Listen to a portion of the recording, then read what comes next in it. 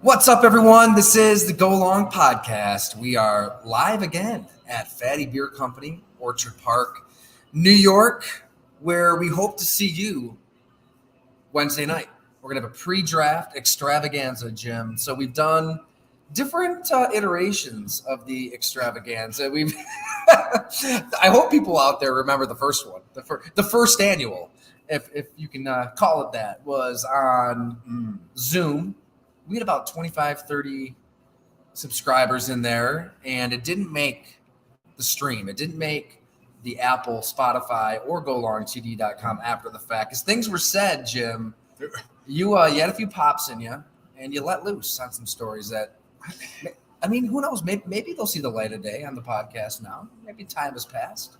Statute of limitations on some of these stories. Right. So that was when I still think – I was thinking about working in the NFL, and that was why you said it's probably a good idea if we cut some of this and edit or not post, and it will just make it for it. If you were there, you remember. You're right. If you know, you know. That was the Justin Fields draft. It was the Justin Fields draft. Oh yeah. Some thoughts on I don't. Well, I'll let you organically bring up the stories. I'll let you. We can let it. Yeah, we can let it die. We can't, let it die. It's like trying to make another sequel. You can't recreate it. Well, how about this? How about this for a sales job? If you come Wednesday. But this is new because we haven't done one like this. Exactly. Yeah. And then, so last year would have been our second year. Right. I think we did like it's the normal podcast. Yeah, we did. That's what I'm saying. We haven't been out and just talk football, analyze the picks live, tell stories will be told. And I think it's good to do it the night before the draft. So Wednesday, the 26th. 6 o'clock, 7 o'clock, just come on down here to Fatty Beer. We were just hanging out with Chris DeCesare, Nick Fatty. They run the show. Yes. Great dudes. They'll be around. And I don't want to put words in your mouth, but you said it again tonight. You're going to buy everyone's first round? First round again. We'll have the tab going. Right. Things are good. Florida Atlantic was still – we like Florida Atlantic on this podcast. Good tournament run, so let's enjoy it, have some fun. And it's restaurant week. Chris wanted us to talk about. Hell yeah. It's restaurant week. So go to Fatty's site. Get on into Fatty. $25 gets you a hell of a lot. So the sandwiches, the beers, all the fatty. Yeah, those fatty patties. I mean, it's just part of it. The Nick-fil-A, one could say, hits the spot. And I'm drinking, I'm going sour because we had some good weather. 48 hours ago it was 85 degrees. Now it's, 35 degrees. And that's really not an exaggeration. So I'm still in 85-degree mode, drinking a sour, a Warhead beer. I didn't even know they made Warhead beers, but it's pretty good. Name is strong. Cheers, Jim. Cheers. So today, all right, we're trying to figure out what we want to get into. We had a heated discussion, debate. We have to disagree more on this podcast. We really do. It sparked some good debates. Well, you're too nice of a guy. So if I say something that pisses you off, Jim, or is off base, I want you to give me the business. Check me into the boards. Come on, let's drop the gloves once in a while. That's what sells. What the debate was you feel like somebody should take a chance on Anthony Richardson. I do. Yeah, and my thing is I'm like, hell no. But other than that, you could be right. I mean, I've been in that position where I've said hell no before and was wrong. It happens. You miss picks. Do you want to say when? Oh. I mean, we hit on a lot of picks too, but you do miss on picks. Okay. That's why, I'm not afraid to be wrong. You aren't. You're just honest. And you're saying you're honest, Dave. Yeah, just come out with and say, I don't see it. It wouldn't be for me. I don't know if it's my maturity now as a NFL, over the years where I always think back on that. If I was a young scout, would I have been like, Anthony Richardson, he'll change the game. You'll never see anything like it. Then you're in a position like, I was in Buffalo when you are making the decisions. Man, those headache or those projections and those, it's going to get better. It can improve. It can do this. It can do that. It's okay. Even though he's never done anything in college, it's okay. Not for me anymore. Like I said, I don't know if it's my age now, but hey, let somebody else be the hero on that one. So you're telling me that in that draft room, there are coaches, scouts, personnel men who like to, throw their proverbial stones onto the table and say, here's where I stand. You always have to. Ego in pro football? Who would have thought? Yeah, right. It starts with scouts. Every scout's going to do it. Every director is going to do it. GM, everybody's going to have. By the time the draft comes around, when every guy gets picked, everybody can look around the room and say, "Oh, that was your guy." Yeah. Oh, you didn't like him. Everybody is getting important though. Oh yeah. I feel like there needs to be accountability. Oh, like I give the scouts who stand for a guy, I give them all the credit in the world. Tyler, instead of those who hedge and are rewriting history after the fact. Listen, you can grade every player as a scout in the third and fourth round and hedge your way through life right on that fence. Yeah. Not make any kind of, what I mean? Coaches used to always joke. Joe Vitt for the Saints would always say, "Yeah, great. You guys are like, oh yeah, third, fourth round. He just needs a little coaching. Like he's going to get better. He just needs a little coaching." And the coach is like, "Yeah, how about the guy that is ready to play?"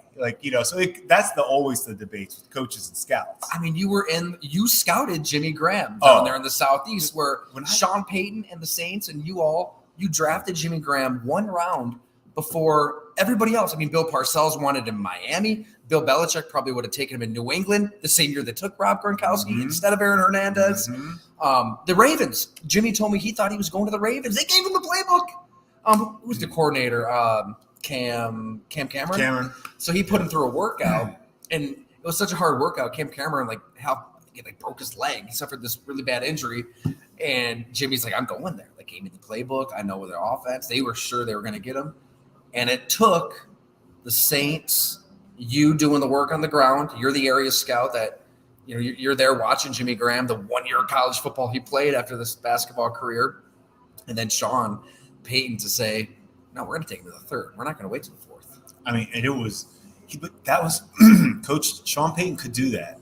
He did it with Mark Ingram. I mean, we took Cam Jordan.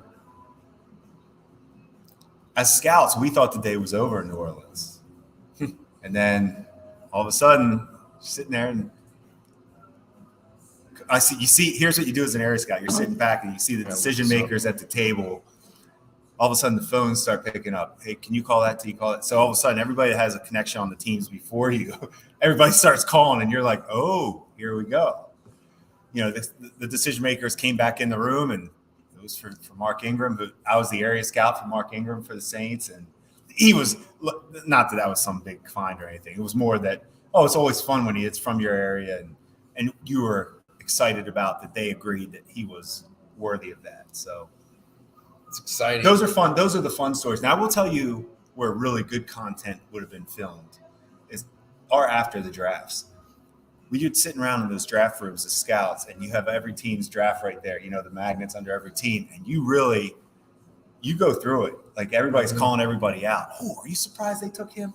I don't know what they were thinking." Like at the end of the day, you have it for that night, and then you never really revisit that conversation to see who really was right or wrong. We were probably, the guys criticizing everything, and everybody's draft was not good. Your draft was great. I mean, it's classic. But I remember when I was working on that series on the New York Giants under Dave Gettleman, and the ship basically, crashing into an iceberg. Got it 1 year ago. But there was one source who told me, there's somebody who's still there. He's not there anymore.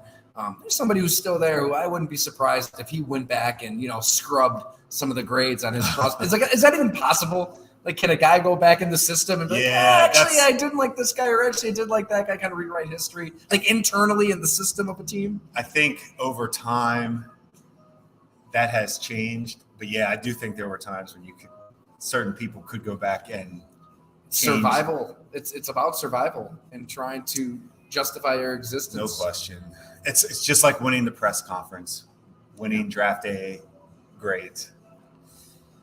That's winning a press conference. Means zero. Yeah. Zero. It's just like the head coach is going to blitz more than the last coach.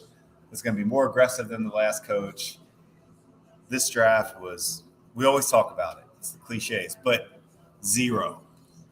I can remember, Johnny Manziel at the NFL Combine. So that would have been 2014. And that was talk about Whaley and I were at his pro day. George Bush, the former president, was there. Really? Yes. W was there. It was unbelievable. I don't even remember that. Mike Evans. I mean, his combine interview was a spectacle. Like they're always so when it was I liked it when it was at the stadium at Lucas Oil. So, all the reporters, all the prospects were kind of jammed in a more like compact space, and there'd be a prospect who comes out to a podium, and you just kind of knew this dude is going to draw everybody. Everybody's going to fight for the elbow room, try to get a question in. And Johnny Manziel, he owned that press conference. Go back and watch it. It's got to be out there. I mean, it was so clean, so decisive, precise. He sounded contrite, like he owned up to the errors in his past and his lifestyle. And I think everybody walked away in the media like, wow, that was impressive. Like, this is somebody who gets it. He didn't get it. He didn't change. No. If anything, it was 100 times worse in the NFL. And he probably wasn't that good anyways, but he didn't help himself. I can tell you, this is where area scouts weren't good. There could not have been. I can tell you this: the area scouts in Buffalo. I'll just speak for our area scouts. When I was, no, they were like, he won't change. He isn't good. They didn't like his talent. They didn't like his character. He was not even a thought for us. So we were there. Good on your area scouts. They were great. We were tied in. We had good area scouts. Do you remember who that was? Yeah, like it was guys like Sean Heinlein, Matt Hand. They're still scouting. I don't know if Matt's in the NFL. I think Matt's back. I think he's back in the NFL. Okay. Sean was back in Philly. I'm not sure. He's in Cleveland now, I think. But anyway, yeah, good scouts, good guys, all that stuff. But yeah, the Manziel side. We were there for Mike Evans to see, because he's everything. I mean, he was everything you wanted. Right. That was the real story out of that Texas A&M Alabama game. It wasn't Manziel creating magic. Jump balls. It was Mike Evans still doing it. Still doing it. I wonder how much Tom Brady loves him. To have a receiver that big, that plays big and plays big. You always have to we always say that. Like, don't just be big and play big. Yeah. He did all that. Just like his pre-draft brawl he had on South Beach after he was at dinner here with us at downtown at Buffalo Chop House. Oh yeah, you could look that one up. But he jumped over a car. Almost got invited with our receivers coach Rob Moore. They were arguing at dinner. We talked about it at Chop House. It's been a while since we talked about it. Yeah, but those were the stories these are the pre-draft. Buffalo Chop House. Buffalo Chop House. Rob Moore's trying to give Mike Evans some advice on relationships as you become an NFL receiver and what's going to happen in your life. And they just had some disagreements on things and got a little heated. Jerick McKinnon, Georgia Southern, we were across the table sitting. He was saying that he was on the visit as well. Couldn't have been more calm.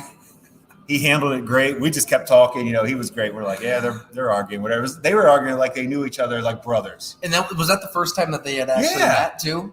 Those are awesome. Supposed to be when the players and coaches are getting to know each other and impress each other. And Rob, they were having. When I say it wasn't like nothing was going to happen, but they were definitely disagreeing. I do like the. But those visits were always. I tell you, those were always really helpful. The willingness, though, of Mike Evans to be that comfortable in himself. He was to stand up for what he believes in, and that's why. He's not there to kiss ass. He's not there to tell you what you want to hear. No, and it was I think it was like a week or two later, he got, it comes out, he was in some fight in South Beach, and we're like, yeah, didn't care. Yeah. Didn't, you know what I mean? Who cares? I mean, everything comes back to Seinfeld, but it just reminds me of George Costanza when he was interviewing for the Yankees. Yes. And he tells Steinbrenner. Just told him everything, laid it right out. And he's ran the franchise into the ground. Out. He's made it a disgrace. And he's like, "You're hired." I love it. Opposite George. And it changed everything. What was the that you can say? Maybe you don't want to say like the best and the worst first impressions with a draft prospect.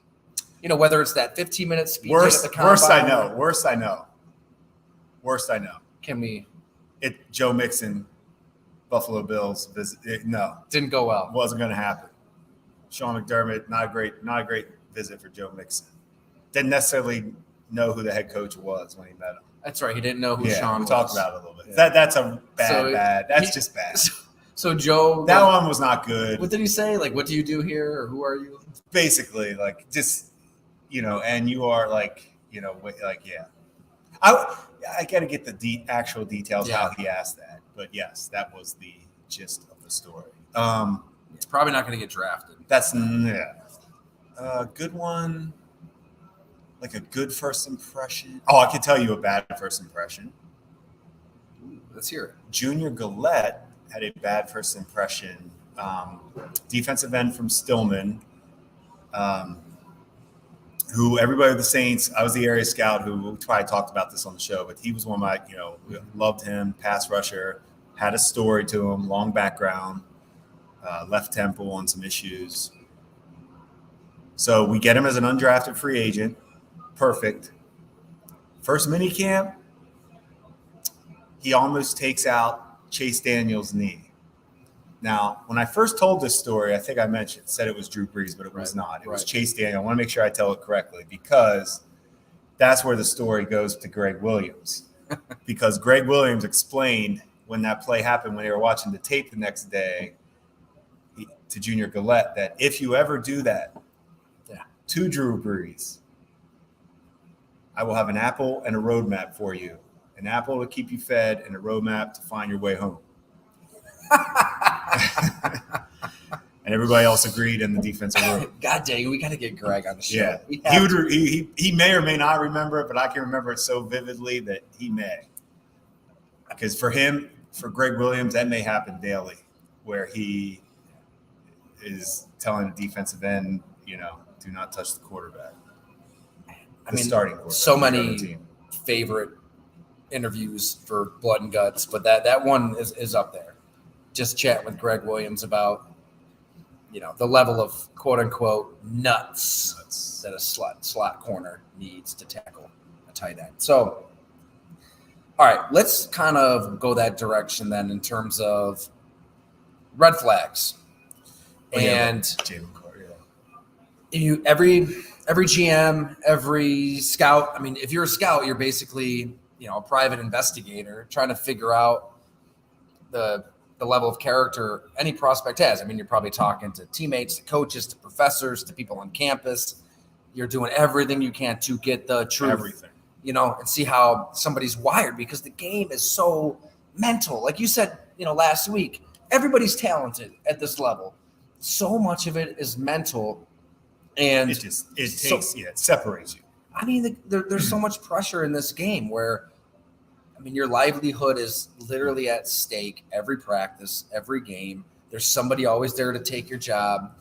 How does that weigh on somebody? Sammy Watkins was so open about all of that and how much it weighed on him when it looks like he's a bust and he's suffering all these injuries. So there's so much that goes into it. But we want to get into Jalen Carter here in a minute, because that's obviously the topic of conversation now. And this is somebody, when Chicago had the first pick, you're wondering if he's going to be the first overall pick.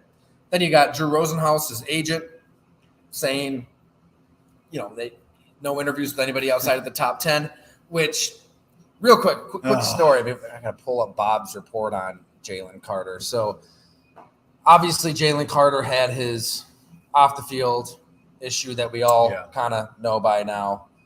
And let me make sure I get the right file up here. He just has because he has endless content. So this would have been a week before the combine. Seriously. Police in Athens, Georgia booked Carter on misdemeanor charges of reckless driving and racing after an incident in January. This is from Bob's initial top 55 a month ago at golongtd.com. And forgot to mention at the top, everybody subscribe. His 39th annual draft series starts 39 Wednesday morning. So right when you're listening to this, probably, it's unbelievable. He'll have just a ton of intel on all prospects. But this is also what Bob wrote earlier.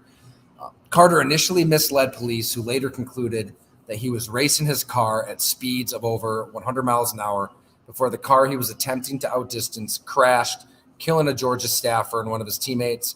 2 others were injured. Also in September, he was ticketed for driving 89 miles per hour in a 45 mile per hour zone. That is very fast. And we'll get into Bob's report and what the scouts had to say about Jalen Carter. But when that news broke, Jim, I never mentioned this to you. So I'm in Indianapolis at the combine. That's right, you were there. And I was waiting to meet with an agent for a prospect for a project I'm kind of working on down the road. And as I was waiting for him, I see Drew Rosenhaus in the lobby of this hotel, like pacing on the phone, which anybody who has seen Drew Rosenhaus anywhere, like you assume that's what he's doing. That's right that's out of like the his cliche movie. Right. That's his natural state. It's this. It's how it's. I'll say there was a little more. I do respect and like him. Oh, he fights for his clients. I really respect. Yeah, I mean, for what his job is, he's as good as it gets because he's going to do everything in his power to help you get as much money as you possibly can get. But this was different. This was a sense of urgency, semi-panic, what is happening? Like this was different. His brother Jason works with him as well, and they're kind of there's a situation at hand, and then they were talking to somebody who I don't know may or may not have been a family member. I'm not sure in the lobby, and then it was literally like 4 seconds later, it like you saw it combusts on Twitter, right. And everybody knows what I just read there. So there's all of that with Jalen Carter, but there's also this. So here's from Bob McGinn's initial top 55. It's not pretty. So four personnel men said Carter was a far better prospect than former teammate Devontae Wyatt. Doesn't play hard like Wyatt. That dude gave us all. Carter's motor runs hot and cold. He's disruptive but not overly productive. He's a worrier for me. A lot of these Georgia dudes aren't as good individually as they were as a whole.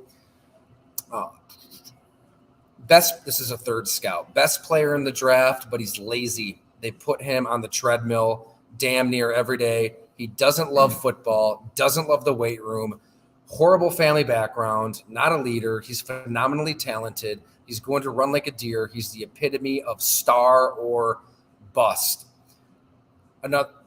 So this is a fourth scout. He's one of the rare players down through the years that just totally dominated. He doesn't have big-time stats because he only played half the time. He can rush the passer. He's strong. He takes on two blockers and just tosses them aside. So that's about as boomer bust as it gets when you say somebody that doesn't love football versus he can just take over a game.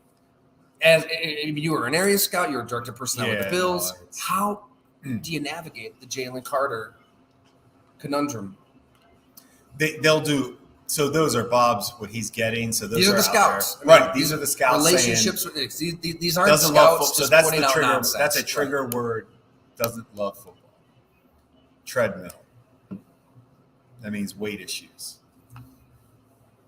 That is you really should just move on. It's tempting. Okay, right? Because the size, speed, you're going to see all the workouts. You have to move on. Let somebody, I'll say it again, like Anthony Richardson, let somebody else be the hero. I would let somebody else be the hero on Carter as well. Yep. I can't, Tyler, I keep saying it. You can't do it. It's a luxury. I guess it would be a luxury pick for a team. I just don't see how you could value that. A top 10 pick, you have to love football. You have to be productive. You have to have done something and be ready to play right away. So that's a hard no, like an easy hard no almost, especially a defensive tackle. And especially if I hear teams are trading up for players, and we could talk about trading up for players. That's a whole other thing. But you can't trade up for a guy that doesn't love football. That's a no. I mean, you don't even think about that. And I'm done with trading up anyway. If it's not for a quarterback you're going after, I don't think I would. I don't know.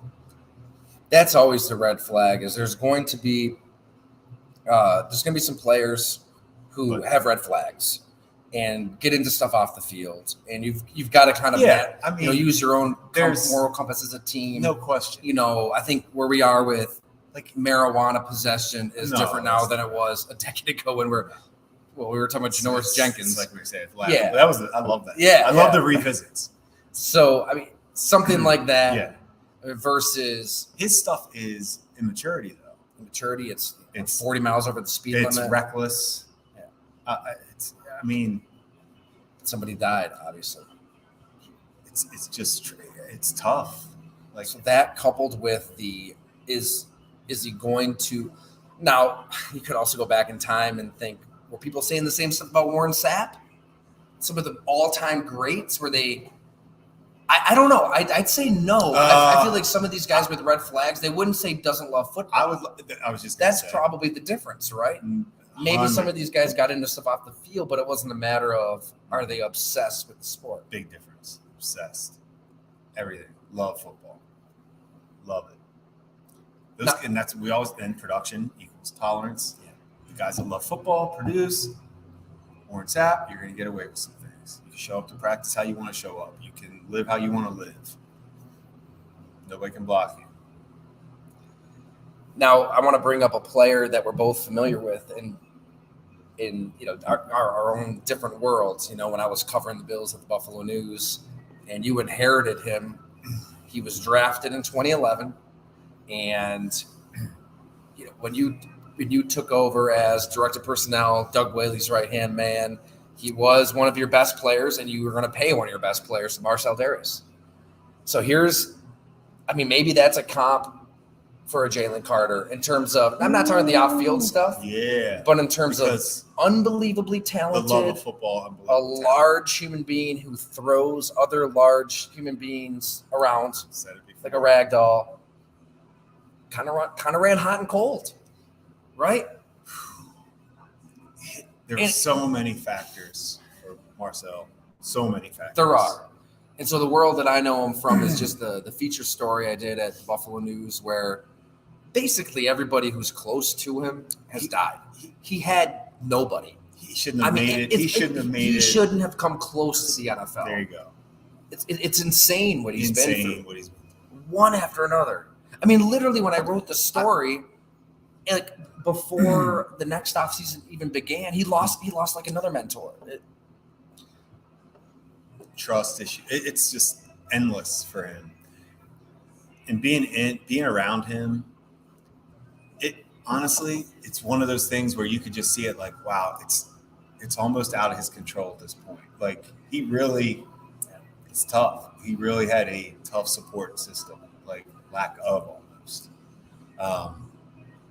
for so many reasons. So to see a talent like that, Marcell, I'm going to say they would disagree. Eric would disagree. His off seasons weren't good enough to max out who I consider. I don't know if I've ever seen anybody more talented, that size and speed. Is that right? No. I mean, you've been around this. No, I'm feeling pretty strong saying that. That side, for that position, Aaron Donald was so small.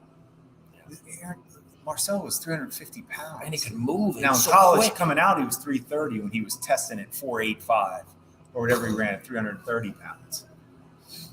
It was like nothing. His change of directions, and we used to rewind it all the time, watch it, in meetings. Yeah. When we'd be like, ooh, look at, that's when you're just lucky to be. I'm guessing you weren't doing that after the Kansas City game in 2015 when Rex had him dropping into coverage. You probably weren't rewinding that one. Those questions.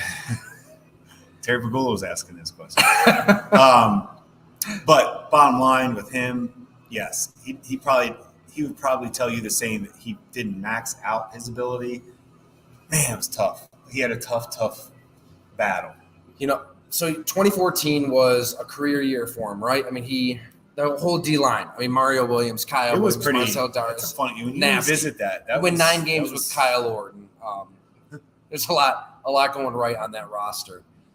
So Rex Ryan comes in. We've talked about it a million times, obviously, but the change in the scheme, it's not necessarily point A to point B, just go. It's more thinking. It's confusion. It's trying to create havoc with all these moving pieces to the point where there's substitutions on and off the field, like right before the snap. It was a disaster with really good talent.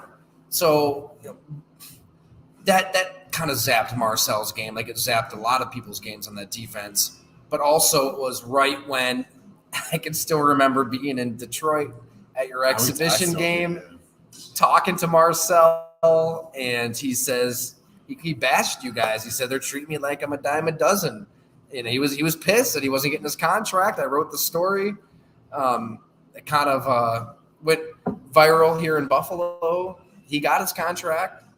I would imagine it's something Terry wanted. I mean, Terry, he really looked after him too, right?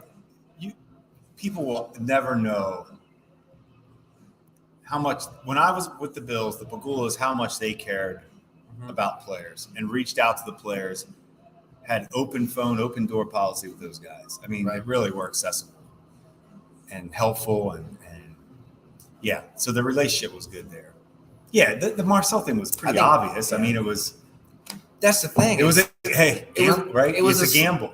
But it was. You know what you're getting. You know what you're doing. There wasn't I'm sure that there was some skepticism, some criticism. To me, it was a no-brainer, though. This is like your best. This is your best player, your most talented player. No question. You pay up, and he was producing. He was dominating. He was producing. He's come out that career year. He was dominating. What I'm saying is like that combined with the scheme and all the chaos was kind of central to things careening the wrong direction. He loses another defensive coordinator. He loses another defensive line coach. It's like. He's been through a lot of coaches, then that's how it starts it's that whole nobody's stable in his life. It's tough. And then is it a fit with Rex? Blah, blah, blah. But what a talent. And I think now we talk through that, they don't sound similar. Yeah. Carter and Marcel, like size wise. You're right. We're kind of talking our way through this. I like that. Now that we said that, no, I would. Marcel did dominate in the NFL and did dominate in college, and I do think he loved football. I don't think he loved what it took to max out your ability. Totally, the effort, the mental, the film, the workouts, the immerse yourself. Because he's like, why? I'm showing up. Nobody can block me anyway. Yeah.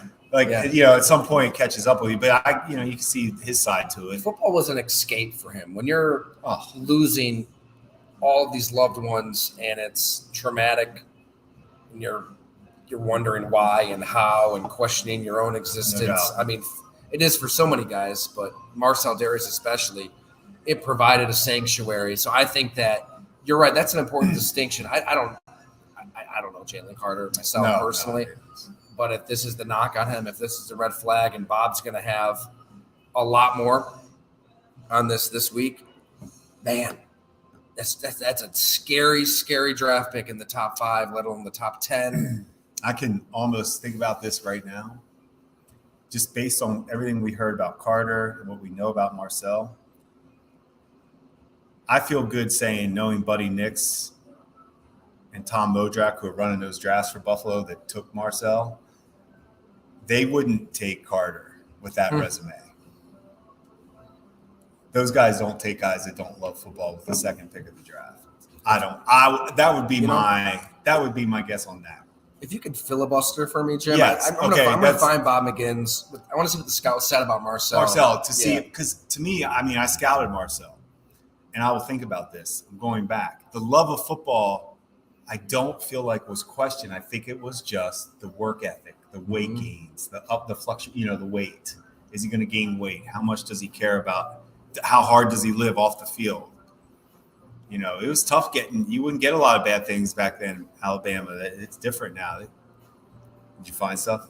It's loading. Okay. I thought you wanted to stop. It so I was thinking, but it wasn't there. It was just that, if I can remember my stuff, but it was just that Marcel wasn't the all in shape program guy, just that rare talent. Yeah. Rare talent. It's that's all I can remember as far as I'm not going to just gloss over the off the field, the family background, the hard life. I mean, that was known too. This is why hard support system. You've got to investigate and you can't be paranoid because you do need some bad eggs.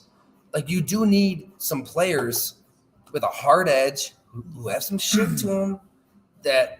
I mean, look, you get in the playoffs and you're playing San Francisco. It's a nasty, violent game, until you just completely eliminate blocking and tackling. As George Kittle said, this game is about violently moving the ball one direction. However you can do it. You gotta love it. So you're not going to do that with a bunch of choir boys. No, You're going to do it to some people who have a rap sheet. And you've got to figure out. It doesn't have to. It's there's different ways. There's different ways to love football and be tough. Coming from different backgrounds. You can have an Eric Wood background. Yeah. Okay. Like good family support, goes, does everything the right way. Eric Wood loves football, incredibly tough, maxed out. Right. Causation is not correlation. There's going to be some guys who had good guys family lives. Guys that have never family, love football. Never got detention in middle school. Right. Who want to kick somebody's ass. I get that. They You're love right. football. They're tough. It's like, it's crazy. It's just the backgrounds are crazy, to your point. How you get a locker room, all that. Everything you said is right. It's just, you found. Oh, man. This Good. is great. So this is, as I said, Bob McGinn, 39th annual draft series, golongtd.com, dropping today, Wednesday, as you're listening, or if you're on the live stream tomorrow. So this is from 2011. So this would have been the 27th draft series. Marcel Darius was Bob McGinn's number 1 rated defensive tackle, obviously. Yep. Ahead of Nick Fairley. Yeah, Fairley was forgot about that guy. Fairley was a special athlete too. Special. 6'3", 319. So I'll just read what Bob said. We'll talk about it. Third-year junior from Huffman, Alabama. Quote, he's a combination of playmaking ability, athleticism, and explosiveness, Atlanta GM Thomas Dimitrov said. He's a top 5 pick that will impact the team greatly from day one. Back to Bob here. His father, a Haitian immigrant, passed away when Darius was 6. He's a big wrecking ball inside, said Dominic. Also, this is back to Mark Dominic. So this was great. Like GMs were on the record talking about this stuff. There's a little more paranoia now. Like, why? There shouldn't be. Like, just talk. Let's just talk about these guys. Quote, one of the big bodies that knows how to get to the quarterback. He should be another one of those big dominating D tackles, kind of like John Henderson, Marcus Stroud, Albert Hainsworth. Played up and down the line for Coach Nick Saban. Quote, he's the best 5 technique, the best 3 technique, and the best nose tackle, one scout said. Now, you don't want him doing your taxes, but he's a hell of a football player, end quote. Started just 15 of 33 games, waiting his turn, as is generally the case at Alabama. Finished with 70 tackles, 20 for loss, 11 sacks, and 1 quote-unquote big play. He's a power player, said Bill Polian. Think Richard Seymour. Drafting Richard Seymour. We got to pay Richard Seymour. When matched against Florida center Mike Pouncey, Darius, quote, kicked his ass all day long, observed one scout. Added an AFC scout, he's the safest and best player in the draft. Oh. So a little different than Jalen Carter's rundown, right? I mean, it was an imperfect comparison all along. Right. So that's good. I mean, that's good to remember. At least my memory didn't go crazy on me. That's I like how you can pull that up, though. Yeah, credit to the Journal-Sentinel for archiving stuff. It's good to be able to find that. I think that's it. I mean, to me, hearing that somebody doesn't love football, that's worse than a lot of stuff that you can get into off the field. It really is. Yeah, you almost have to think about moving on from a player. You could almost start it. If you could start, a scout could say, hey, before we get into this too much, this guy doesn't like football. Like, the coach could say, hey, let's keep moving. Which is way more common than people think. Well, that would happen in a draft. I mean, that would be like maybe not for a first round type grade, but there could be a guy we're in the 4th or 5th round now. When we're in our draft meetings, and you could say that to, hey, before we get into this guy, I'll start with, he doesn't love football. He had this happen. The coaches don't say, thank you. Let's keep him moving. Yep. No, duly noted. Hey, it's in here. Thank you. Let's keep it moving. Because there's without reading him as a player, without getting into all the minutia, all the different degrees of love too. I'm sure if Eddie Lacy was sitting right here by us, he'd say that he loved football. That's same with Marcel. I'm saying with an Eddie Lacy, was if you genuinely loved it, he wouldn't have let himself go physically like he did. Thing. He was one of the best running backs in the league instantly. Agreed. And it lasted 2.5 years. Yeah. That's kind of why I love the A.J. Dillon pick. I mean, when we talked shortly after he was drafted, he struck me as somebody who is going to be in that weight room, doing everything in his power to remain this battering ram, right? You've got to love it, all 12 months of the year, not just Sundays. Professional. It's the word professional. Yeah. All right, before we wrap up, we do have some comments, which is great, on the YouTube live stream here. So thanks, everyone, for chiming in. John Wayne, he asks, thoughts on Lucas Van Ness, Iowa, true first rounder or a sign of a weak draft class? So we haven't been grinding the film. I'll trust Bob and his legion of scouts on this one. But, I mean, from what I've seen, what I've read, I mean, it seems like a good, safe, high motor, right? Somebody from Iowa, you got to say high motor, workman-like, lunch pail kind of guy. Safe high motor. I don't know. I don't want to talk out of my ass on this one. So I can't. It seems like it'd be a good pick. Don't know who it is. But it does seem like there's not a lot of just bona fide game wreckers at that position in this draft versus previous years. Like last year, you had Kayvon Thibodeau, Trayvon Walker. But then that sets his value, so it just pushes it up, pushes him up. I think that's what he's pointing out. Yep, it happens. Colin, Met fan man. I'm guessing this is Colin. He says, I got to sign off. I'm going to watch the replay. Have a great day. But P.S., a pet peeve to add to the list. So we do have to get back into the habit of noting the things that tick us off here. Not getting a thank you after holding the door for someone. I'm very, very glad that this was brought up. I'll let you go first. That's a good one.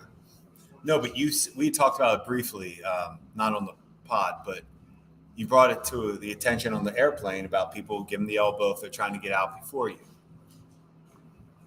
I have a problem with people getting on the airplane and aren't ready to, when they get to their row, to get their bag up and get in. You got to get your bag up and get in. It's not that hard to be prepared. You can't put your bag up and then open it to take out whatever it is you're trying to get out. That's got to be done beforehand. It causes a major traffic jam boarding a plane, when I think that can be avoided. I think that's simple. Not a major one, but certainly one that is not necessary. Just have a little courtesy. That's all. And I'm totally with Colin on this one too. I mean, if there's now the door thing, if you're holding the door for door is a somebody, whole thing. That's ridiculous. If they don't say thank you, that's almost right. I think you shove them back through, and then you take the door and you treat it like a blocking sled. Training camp, 90 degrees down in New Orleans, and you two-hand shove the door into their face. I think that's the only way. I mean, we've mentioned this on the podcast, but if you're driving through the neighborhood and you wave to somebody, if they make eye contact with you, right, and they don't acknowledge you, if they're just kind of staring through, lack of respect, right, you're allowed to Grand Theft Auto that person and just run them over. I mean, if I was president, if it was my administration, I would make that legal. Go back to the Greg Williams apple and a road map for that person. Yes. Here you go. You can't say thank you. Here's an apple. Roadmap, find your way home. I don't need to ever talk to you. So you're not just driving them over? No, I'm good on it. Just go. Don't ever need to see you again. But under my administration, that's allowed, though. In fact, you'd be rewarded. You cannot. You would get the Medal of Honor. You wouldn't get arrested. Yeah. We need some more of that. One thing I wanted to ask you, because we both have, young kids. This just hit me. So we did the Bluey show at Shays, which was awesome. Son's big great Bluey show. Fan, big Bluey fan. Ella, Sonny, loved it. Bluey's the one kid show that isn't just tolerable. It's actually pretty good. It's funny. The dad is hilarious. The dad makes you feel like not a good dad because he's such a great dad. He puts up with so much nonsense. It's funny. I like it. It's much better than Diana and Charlie's Colorform City, and Blippi will never make an appearance. Bluey's good. Bluey is solid. Bluey is solid. But the Wiggles was on. Sonny, he does like the Wiggles a little bit. He's 1.5. And it just struck me, Jim, like there's a really fine line between being a really good dad, a loving, caring dad, and just losing your goddamn mind. Because, like the Wiggles, I think growing up, you'd see it, you'd hear about it, you'd say, oh my God, that's so weird. Like who could ever watch that show? And then you start watching it and your kids enjoy it. And the next thing you know, you're like singing the songs at full value, and you're dancing and you're shaking and you're moving and you're grooving and you're talking about the Wiggle House and Emma's Bows and all the jangles that are on there. And then you're wondering, okay, am I being a good dad? Am I losing my mind here? This is insane. You do anything for you. It's good dad. It's a line. Good dad. It's a line. Okay, good. That makes me feel better because we were jamming out. Listen, I'm going to tell you, I don't care about construction trucks, ambulances, police cars, as far as like I don't really care about them until now. Like that's our life right now. That's what he's into. He's into all that. Yeah, and I'm into it too. It's the best. So yeah, It's you the can take him to a absolute train, best. go to the fire station, take him to see a real fire truck. It's mind blowing. Like A lot of hidden gems. You know, Yeah. you explore more downtown. yeah, They bring Oh, out yeah, they bring out that's- the fire trucks and stuff. that, and all the that. boats. That's where he's at right. So I guess what I'm saying is I'm glad I'm not in the Wiggles thing, but Well, number but one. I would be if he was into it. I'm with you, man. I'd be dancing and singing too. Do you ever do the thing with Walter? Do you ever just unplug the TV and say, "Oh, it's not working. TV's not working today"? Then just no, Right. it's Sometimes you got to do it. Why? Good little trick. Don't do too much TV, right? There's a line there too. That is true. We got to get the gang together, man. We got to wreak some havoc. Let's do it. We're getting there. You know, it's I know miserable and we got snowy teased. and We got cold right teased. now. I don't even want to talk about what's going on. oh, nobody wants to hear us talk about the weather. No. Especially You don't this. usually do that. No, let's not do it. All right. Thanks everyone for watching on the live stream and listening wherever, however. GoLongT.com. Fatty. Subscribe. Fatty Restaurant week. in Wednesday, 6:00, Orchard Park location. First round. Get on in. Jim will buy your beer. First round. We'll have a grand old time. Thanks, everyone.